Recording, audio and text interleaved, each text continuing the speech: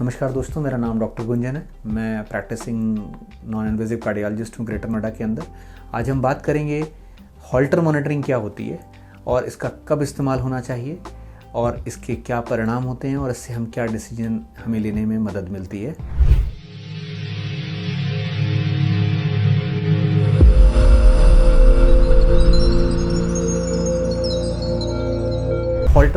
Halter monitoring भी non invasive cardiology का हिस्सा है।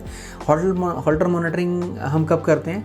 हॉल्टर मॉनिटरिंग हम तब करते हैं जब कोई पेशेंट हमारे पास सिनकोप के साथ आता है। सिनकोप मतलब बेहोश हो, खड़े थे, कुछ काम कर रहे थे, अचानक बेहोश होकर गिर पड़े, नीचे गिर पड़े, उसके थोड़ी देर के बाद होश आ गया, इसको सिनकोप बोलते हैं।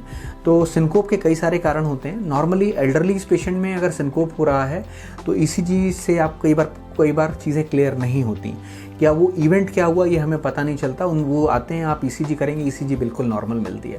इस तरीके की सिचुएशन के अंदर हम हॉल्टर एडवाइस करते हैं। सिनकोप उनमें से एक है। इसके अलावा कई बार अगर किसी पेशेंट को धड़कन हो रही है, रिदम डिस्टर्बेंसेस जिसको बोलते हैं, अचानक बहुत तेज़ से धड़कन बनी, उस समय में पता नहीं चला, पेशेंट आके कहते हैं कि हमें बीच बीच में बहुत तेज़ से धड़कन महसूस होती है, थोड़ी देर में वो अपने आप ठीक हो जाती है। इन परिस्थितियों के अंदर भी अगर हम उस समय में जब उनको धड़कन बढ़ रही है ईसीजी नहीं करा पाते हैं तो भी हम हॉल्टर रिकमेंड करते हैं कि आप हॉल्टर करा लीजिए।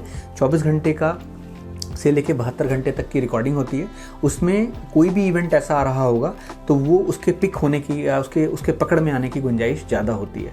तो हॉल्टर मॉनिटरिंग इन सिचुएशन में हम रिकमेंड करते हैं और उसके बेस पे हम ये डिसाइड कर सकते हैं या हमें पता चल जाता है कि पेशेंट को एट्रियल फिब्रिलेशन हो रहा है, एट्रियल फ्लटर हो रहा है सिर्फ, या वेंट्रिकल एक्टोपिक्स हो रहे हैं या एट्रियल एक्टोपिक्स हो रहे हैं, या मतलब किस लेवल पे हार्ट के कंडक्शन सिस्टम में, मतलब हार्ट के अंदर दो चीज़ें होती हैं, एक तो नसें होती हैं जो खून ले जाती हैं, दूसरी वो नसें जो करंट लेके जाती हैं। हार्ट एक इलेक्ट्रोमैकेनिकल स्ट्रक्चर है। इलेक्ट्रिकल एक्टिविटी जो है हार्ट की मैकेनिकल एक्टिविटी को ट्रिगर करती है।